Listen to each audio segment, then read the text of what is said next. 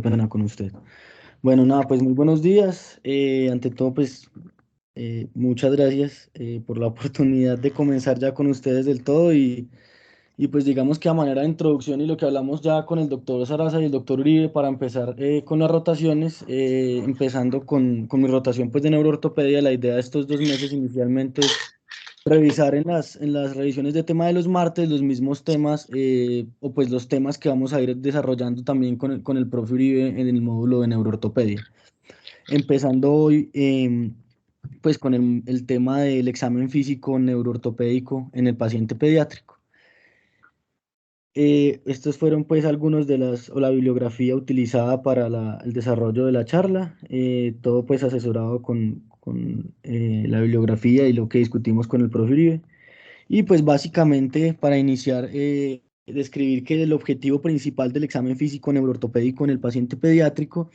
es evaluar aspectos fundamentales que permitan entender la causa de las diferentes alteraciones de la marcha que pueden comprometer al paciente. En esta medida, pues digamos que se centra y en los diferentes textos se centran en 6 brazos y son evaluar la función global del paciente, el balance, como vamos a ver, dado tanto por el tono como otras alteraciones, evaluar el control motor independiente o el grado de dependencia del paciente, la fuerza y el tono musculares, como ya mencionábamos, evaluar la presencia o no de contracturas musculares y ya la presencia de alteraciones óseas o evaluar la alineación ósea normal. Esto con el objetivo de elaborar un plan de tratamiento adecuado con resultados satisfactorios para el paciente pues con compromiso neurológico y pues también de acorde a los requerimientos o digamos que las necesidades de la familia. Para esto se requiere una historia clínica completa, un examen clínico que ya vamos a discutir a detalle, una evaluación funcional y pues digamos que esto se complementa también con imágenes diagnósticas y va de la mano con el análisis de la marcha que discutiremos en otras charlas. En términos generales, para llegar a este objetivo se debe conocer el neurodesarrollo normal del paciente pediátrico y de esta manera identificar anormalidades neurológicas que requieran estudios adicionales. Y básicamente el objetivo, y en los diferentes textos dicen que el ideal del examen físico y el examen neuroortopédico en pediatría es desarrollar un protocolo. Cada quien, pues digamos que como vamos a ver de acuerdo a los diferentes textos, lo hacen o por sistemas o en diferentes posiciones y se complementan, pero la estructura o el protocolo que uno adopte permita que el examen sea ordenado, sistematizado y reproducible y que no se pase pues por alto ningún paso ni ningún signo de la exploración neurológica. Entonces, en cuanto digamos, al aspecto inicial del paciente, debemos evaluar cómo éste ingresa a la sala, si ingresa pues caminando por sus propios medios o con ayudas externas. Vamos a ver que para esto nos ayudan las evaluaciones funcionales. Y ya puntualmente en cuanto al interrogatorio de los padres, el motivo de la valoración o de la consulta. Y como vamos a ver ahorita en un momento adicional, hay una serie de preguntas al momento de la anamnesis que nos permiten identificar y digamos que brindar un pronóstico para el futuro neurológico del paciente. Tanto en la edad de inicio de la marcha, si es un paciente ya que inició marcha y deambulación, si presenta déficit o no de atención, si hay dificultades para el aprendizaje, para el control de esfínteres, antecedentes perinatales relevantes o antecedentes familiares relevantes. Y ya posterior a esta anamnesis, pues pasamos a lo que es puntualmente la observación y el examen físico. Se debe desvestir completamente al paciente, iniciar por la inspección, la evaluación de la marcha, que ellos recomiendan siempre estar muy pendiente al momento del ingreso del paciente, hacer una evaluación de la marcha así durante la consulta, pero digamos, dicen que los momentos más fundamentales para esta son al ingreso y al egreso del consultorio, ya que en estos momentos el paciente camina como normalmente camina en su entorno. En cuanto a la anamnesis, ellos hacen una serie pues, de preguntas relevantes en las cuales, y la historia clínica del paciente y que se deben hacer a las familiares que nos permiten, digamos, predecir ciertas condiciones adicionales. Y es que si el paciente, por ejemplo, fue prematuro, esto habla con mayor predicción de espasticidad, que por lo general es un compromiso dipléjico. ¿Cuál es la causa conocida de la parálisis cerebral, si se conoce o no, ya que esto también cambia el curso de la evolución de la patología? ¿Cómo ha cambiado el paciente o cómo ha evolucionado en los últimos 6 a 12 meses? Si ha mejorado, si está estático o si está disminuyendo su clase funcional. Em, Adicional a esto, si está usando ortesis o no, cuál es el grado o el estado cognitivo del paciente, cómo se ha venido adaptando este paciente a las ortesis, sobre todo tener esto en cuenta en pacientes adolescentes que no las toleran de forma adecuada, si el paciente utiliza o no un dispositivo que le ayude a la marcha o que le asista, perdón, la marcha en casa, o si lo hace en la comunidad o en el colegio donde se esté escolarizando. Si utiliza una silla de ruedas, cuánto tiempo lo hace y en qué condiciones. Si se queja de dolor, dónde es el dolor, pues, y digamos si esta es una causa o no de limitación funcional. Y puntualmente, y digamos que en todos los diferentes textos, perdón, hacen mucho énfasis en cuáles son las preocupaciones más grandes de la familia, cómo tratarlas, ya que independientemente de la decisión o no del tipo de tratamiento, si no se tienen en cuenta, esto pues impacta directamente el desenlace, el cual no va a ser favorable para el paciente. Si es un paciente adolescente y con una clase funcional sin compromiso cognitivo mayor, cuáles son sus expectativas, dicen que también es fundamental tenerlos en cuenta. Y cuáles han sido en caso que hayan habido tratamientos o intervenciones previas a las cuales ha sido sometido el paciente. Ya puntualmente entrando en la funcionalidad del paciente, entonces digamos que para la evaluación de la marcha hay diferentes escalas, ya vamos a mencionar digamos las principales, estas con diferentes niveles de correlación inter e intraobservador, pero para evaluar puntualmente la funcionalidad del paciente, digamos que lo más descrito hoy día es la evaluación de la función motora gruesa mediante el GMFS, perdón, como ya vemos ahí, pues que es la clasificación motora de función motora gruesa expandida y revisada. Básicamente analiza los movimientos de cómo se sienta el paciente, cómo camina y el uso de dispositivos pues que lo ayuden para sus actividades de la vida diaria. Tiene, digamos, y se evalúa en diferentes rangos de edad, en pacientes menores de 2 años, de 2 a 4 años, de 4 a 6 años, de 6 a 12 años y ya de 12 a 18 años. En la imagen vemos cómo es la escala de evaluación de los 6 a los 12 años. Y básicamente siempre tener en cuenta que no es útil como una herramienta de monitoreo, pero la estadificación y la evaluación de una clase funcional motora, lo que sí nos permite identificar, ellos dicen, tanto como cómo va a desarrollarse el paciente a futuro, qué puede requerir tanto de intervenciones o de qué se puede beneficiar o no, y siempre tener muy presente que por lo general estos pacientes tienden a no mejorar su clase funcional independiente de lo que uno pueda realizar de intervención, pero el ideal es al menos en el momento que fue estadificado mantenerse en esa clase funcional y es ahí donde podemos intervenir. Entonces, básicamente, como vemos una clase funcional motora uno en donde el niño se desplaza en casa, afuera y en la comunidad, puede inclusive subir escaleras con ayuda o sin ayuda, pero pues tiene problemas para digamos que su velocidad y su balance y coordinación tienen algo de limitación. Una clase funcional motora 2 en donde el paciente se desplaza y deambula e inclusive sube escaleras ya con ayuda de una baranda, pero puede tener, digamos, dificultad para caminar distancias largas, digamos, dificultad en planos inclinados, en escaleras o inclusive en zonas que están con mucha gente, pueden tener algún tipo de compromiso. Una clase funcional motora 3 en donde el paciente se puede desplazar utilizando ayudas externas en la mayoría de contextos cerrados en su casa o en donde esté escolarizado. Pueden o no subir escaleras con una manija bajo supervisión o con ayuda. Y ya para distancias más largas o en distancias, digamos, en lugares externos requieren ya una silla de ruedas. Una clase funcional motora 3 en donde utilizan métodos de movilidad que por lo general son propulsados o impulsados por alguien más, requieren ayuda y pueden lograr deambular con bipedestadores o caminadores especiales con asistencia. Y ya una clase funcional motora 5 en donde los pacientes logran bipedestación solamente con ayudas de bipedestadores y deben ser transportados en todos los lugares donde se desenvuelvan, tanto dentro o fuera, eh, con una silla de ruedas. Y básicamente, pues digamos que aquí es la misma escala, pero de forma más resumida, y ellos hacen referencia a cómo con la escala podemos determinar cuál va a ser la probable función del paciente. Sumado a esto está la escala de movilidad funcional. Esta es una escala que permite indagar al evaluador por los verdaderos entornos de movilidad del paciente y básicamente mide del 1 al 6, según la asistencia que requiera y de acuerdo a diferentes distancias. Entonces,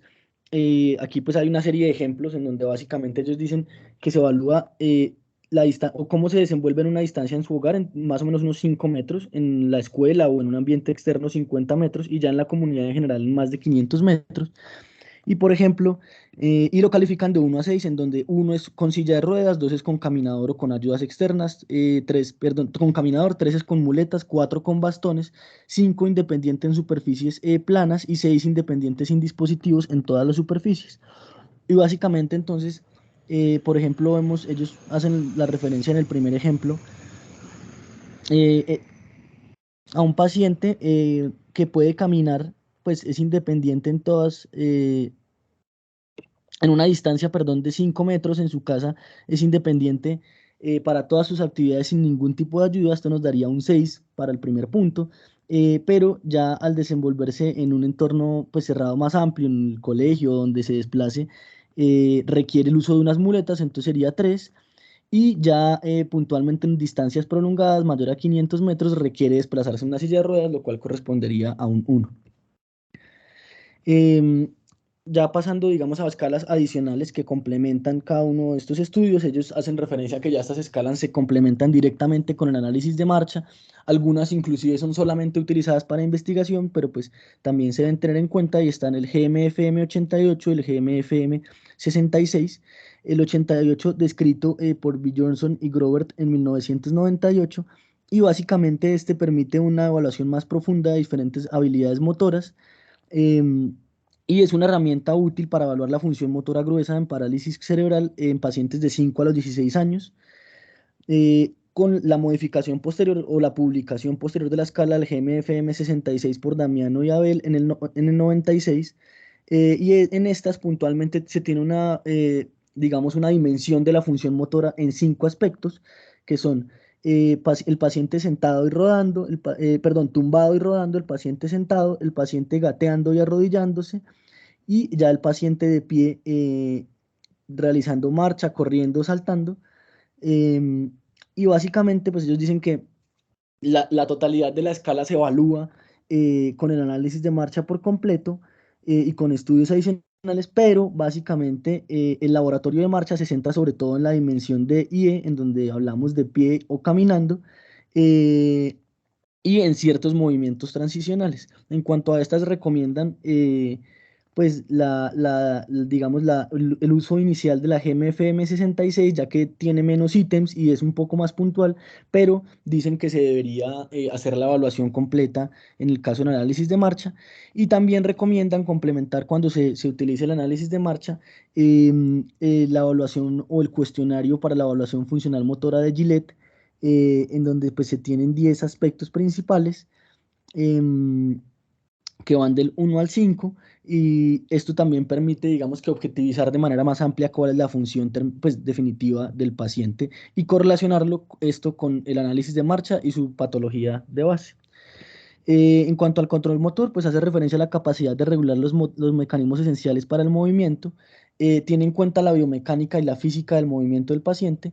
y ellos recomiendan hacer una evaluación de este control motor de forma más detallada, evaluando cada grupo muscular en las diferentes extremidades. Eso es en referencia a que se debe tener en cuenta que el sistema motor se divide en varias partes que van desde el aparato periférico, que inicia pues en la célula que está en el asta anterior de la médula espinal, su conexión con la motoneurona periférica, y ya a nivel de la unión neuromuscular y el músculo, y un aparato central que está compuesto, perdón, por el sistema piramidal descendente y sistemas involucrados en el inicio y los movimientos reguladores ya por los ganglios basales y el cerebelo. Con esto en mente, pues digamos que ellos recomiendan, como venía diciendo, evaluar cada uno de los grupos musculares y el control motor en cuanto a la movilidad articular, y utilizan esta escala para, pues digamos, ellos dicen que debería evaluarse con esta escala, en donde un control motor bueno, por ejemplo, en la rodilla o en la cadera, es uno en el cual el paciente puede aislar la contractura de un grupo muscular de forma independiente durante todo el rango de movilidad pasiva cuando se le indique. Y en esto hacen referencia puntual y ponen como ejemplo, por ejemplo, un paciente a quien se le pide flexionar la cadera y lo puede hacer de forma aislada sin comprometer otras articulaciones. Dicen que es aceptable cuando puede iniciar la contractura muscular con el comando, pero por ejemplo, no lo puede aislar por completo, es decir, si se le pide que flexione la cadera, no lo puede hacer si no tiene el tobillo perdón, en plantiflexión. Es uno de los ejemplos a los que ellos hacen referencia. Y ya un control motor pobre en donde el paciente no puede hacer ningún tipo de aislamiento pues de esa contractura muscular debido a patrones sinérgicos. Ellos hablan ahí de contracciones, coespasticidad, em, y bueno, este tipo de alteraciones adicionales. Em, Esto en cuanto al control motor, ya en cuanto a la fuerza muscular, dicen que siempre pues tener muy presente que puede ser muy difícil de evaluar en los pacientes con espasticidad, ya que, como veníamos mencionando, los patrones de contracción o de coespasticidad y la espasticidad misma del paciente hacen que se limite la evaluación de la fuerza muscular y que esto depende adicionalmente de una función motora voluntaria del paciente dando su mayor esfuerzo, que si el paciente adicional a esto, digamos por su compromiso de base, por dado caso una parálisis cerebral, tiene un compromiso severo mental o un retardo mental severo, lo que limita su cooperación, pues no se puede realizar una evaluación adecuada de la fuerza muscular. Y básicamente en este nivel, pues se utiliza, ellos recomiendan la escala del MRC para evaluar la función muscular, que como vemos va de 0 a 5, en donde uno es una contracción visible muscular, pero no hay, digamos, ningún tipo de movimiento articular. 2, hay un arco parcial de movimiento, el cual se reduce significativamente con la contragravedad. Eh, el 3 menos, en donde el paciente puede hacer un arco de movilidad completo, no es parcial sino completo, pero también se reduce contra gravedad. El 3 en donde el paciente puede moverse o tiene arcos de movilidad completos contra la gravedad. 3 más en donde hay movilidad contra gravedad y algo de mínima resistencia. 4 menos contra gravedad contra una resistencia mayor o considerable. 4 normal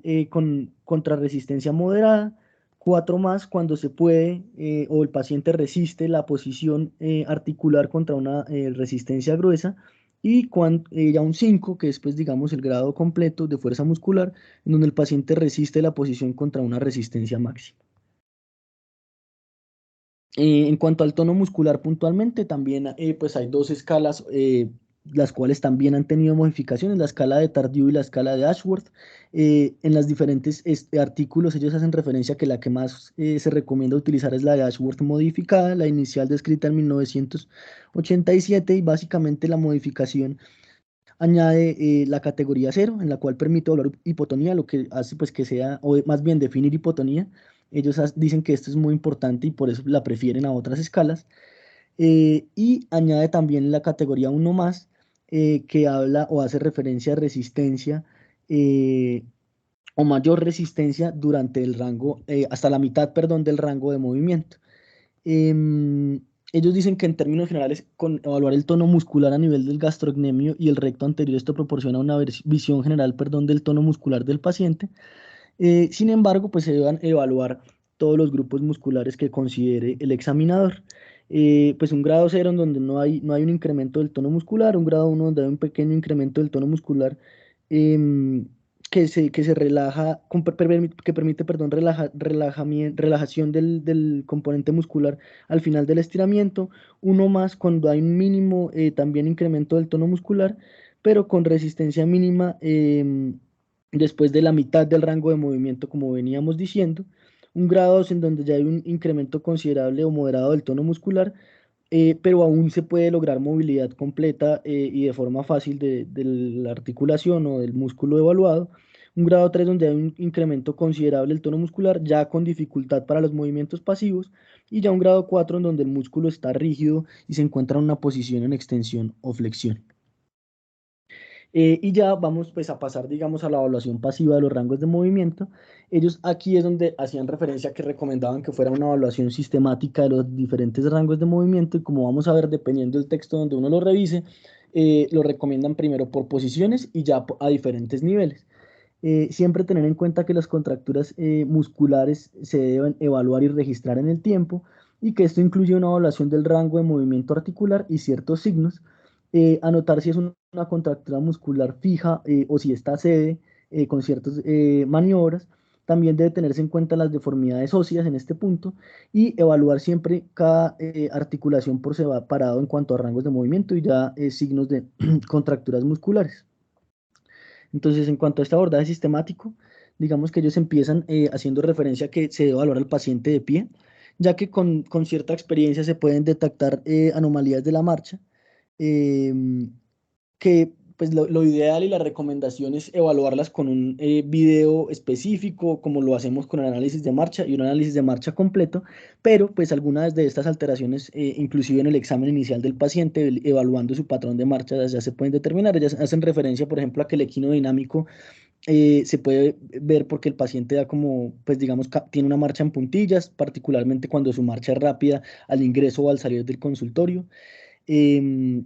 o inclusive son pacientes que cuando ya tienen un equino rígido, al ponerse de pie para compensar este equino, entonces lo que hacen es que hiperextienden las rodillas y ponen el talón a nivel del piso. Em, y pues siempre tener, digamos, los diferentes signos presentes que pueden ayudarnos a evaluar cómo se comporta el paciente.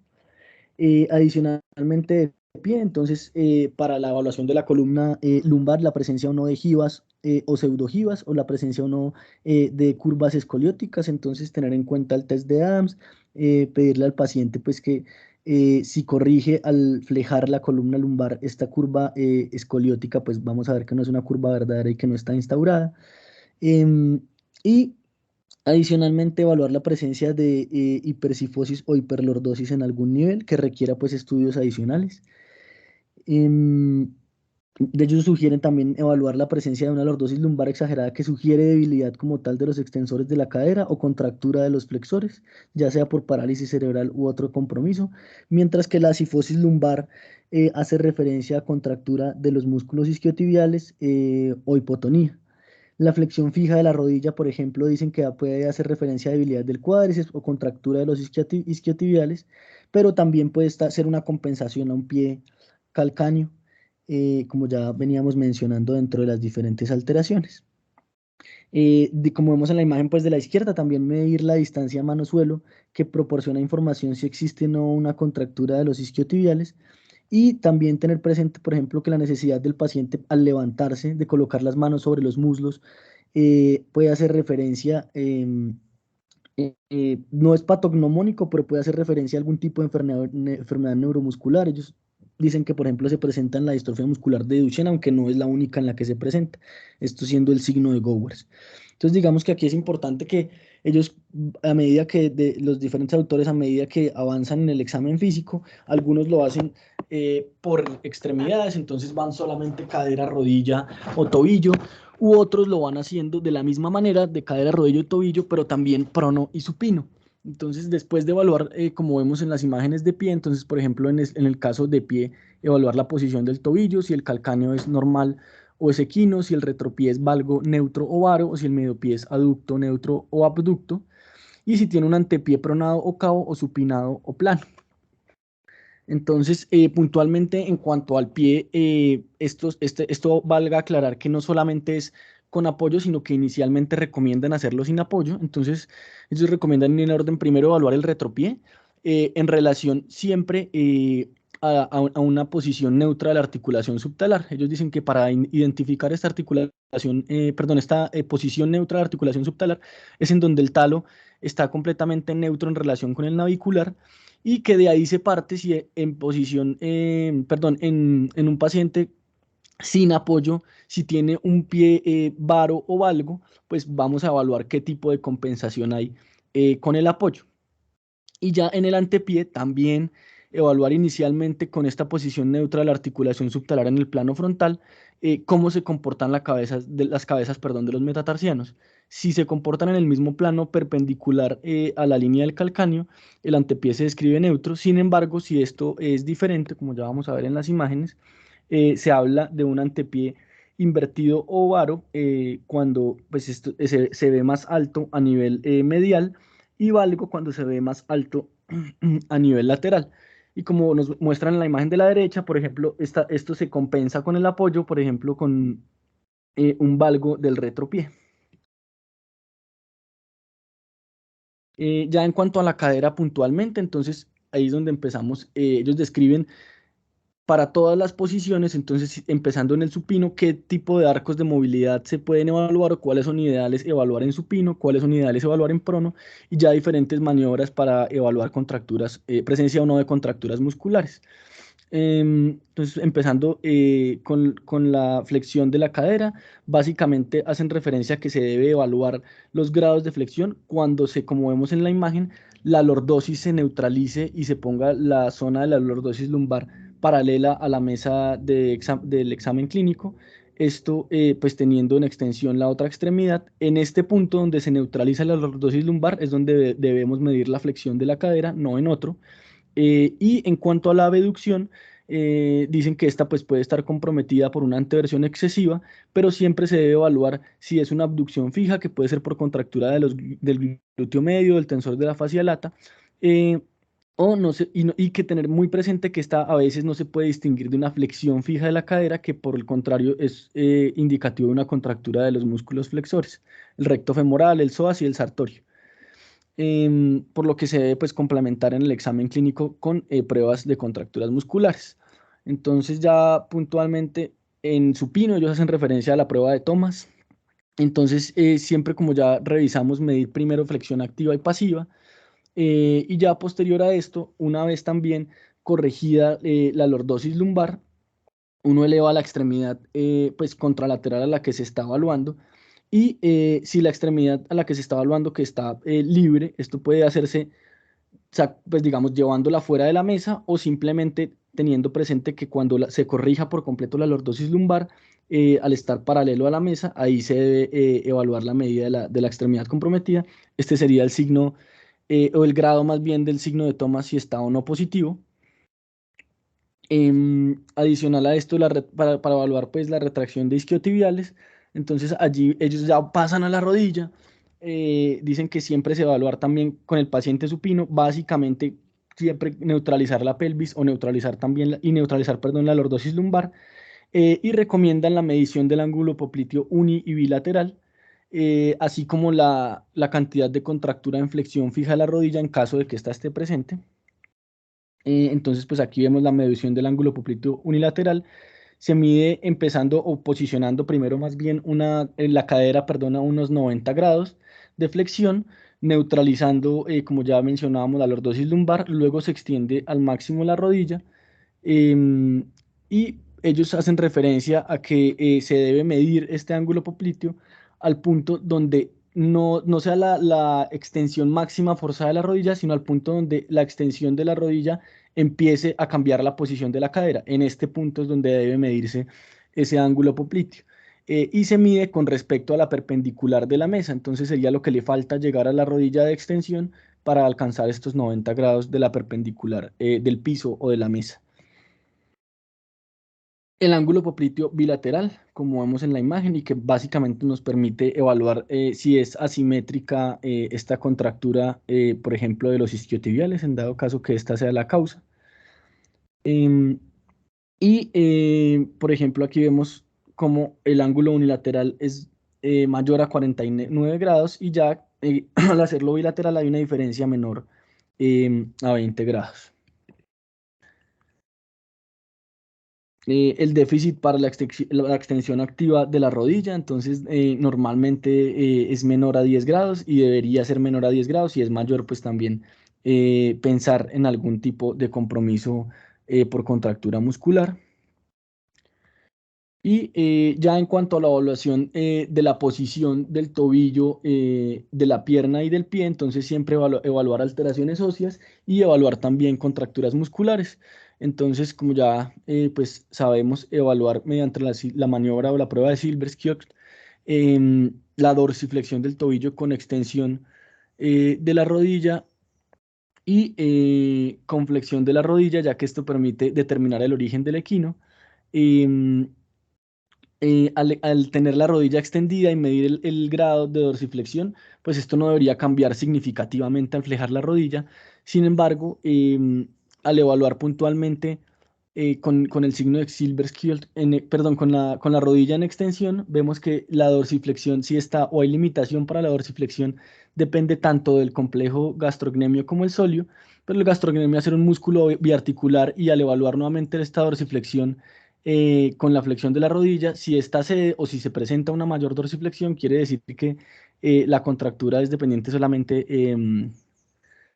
pues, del gastrocnemio y no del sóleo. Entonces, tener esto también muy presente, ya que esto nos va a permitir determinar qué tipo de tratamiento beneficia más al paciente.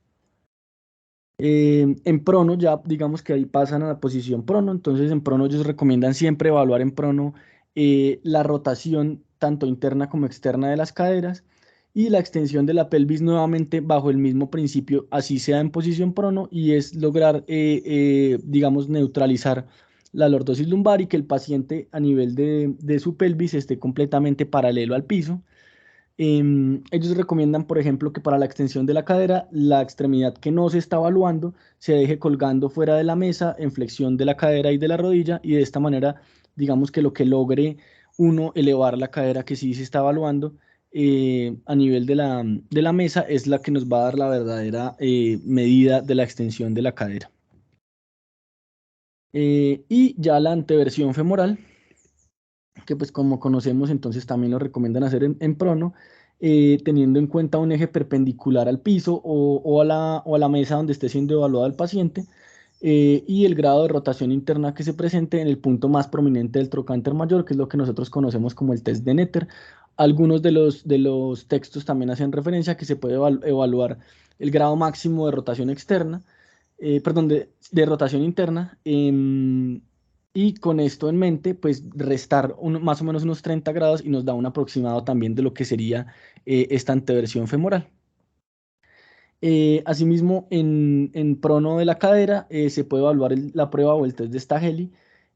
nuevamente controlando siempre la lordosis lumbar. Y pues ellos dicen que es más fácil a veces controlar esta lordosis lumbar en prono que en supino.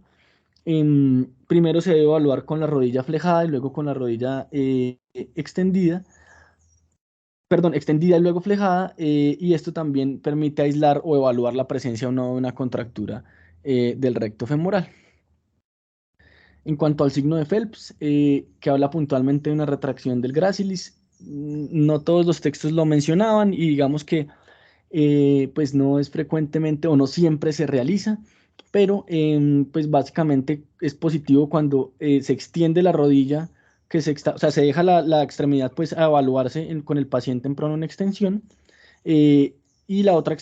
siempre obviamente, y como hemos venido mencionando, neutralizando la pelvis y la lordosis lumbar, y la otra extremidad se pasa de flexión de la rodilla a extensión progresiva cuando esta abducción de la extremidad a evaluarse se pierde. Habla de una contractura o retracción del gracilis. El signo de Ehley-Duncan para evaluar contracturas o no del recto anterior. Entonces, nuevamente con las caderas extendidas, la extremidad la cual no se está evaluando, se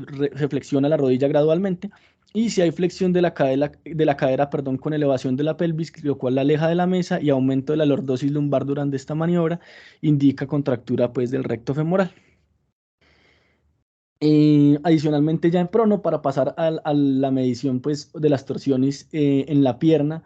y pues ya compromiso del pie, entonces ellos hacen referencia a que se puede evaluar la torsión tibial mediante el ángulo muslo-pie, ya sea en extensión y también en flexión de la rodilla, o el ángulo muslo bimaleolar, como podemos ver en las imágenes. Entonces se traza un eje a través de el pie, teniendo en cuenta pues un eje que pase por el segundo rayo y que sea paralelo a toda la longitud del pie, y este se compara em, con el muslo, y este ángulo pues normalmente lo que consideramos ya en un paciente eh, por lo menos mayor a 8 años, que sea normal entre 0 y 15 grados, como vemos en la imagen, o dicen que tiene mayor especificidad, inclusive el ángulo muslo bimaleolar. Y pues digamos que esto todo al final y tenerlo muy, muy presente y muy en cuenta, ellos dicen y en resumen en los diferentes textos que la utilización de un examen físico neurológico completo, inclusive antes de poder lograr realizar un análisis de marcha, debemos tener una sospecha diagnóstica final posterior a este examen y, digamos, enmarcar el paciente en alguna de estas al menos 6 patologías, ya sea una parálisis cerebral, pues independiente del tipo de parálisis, una espina bífida, una miopatía, una neuropatía periférica, enfermedades ya de la motoneurona superior o inferior, o presencia o no de tumores espinales. Y pues nada, esta es la idea, como les mencioné al principio, ir poco a poco desenvolviendo, como mencionábamos con el doctor Uribe, las diferentes, pues digamos, ciencias básicas en neuroortopedia y poco a poco ir avanzando en el tema en los diferentes módulos. Y eso sería todo por hoy. Esta es la bibliografía de hoy, como ya les había mostrado. Bueno, Cristian, muchísimas gracias. Sí, creo que es importante de cuando en cuando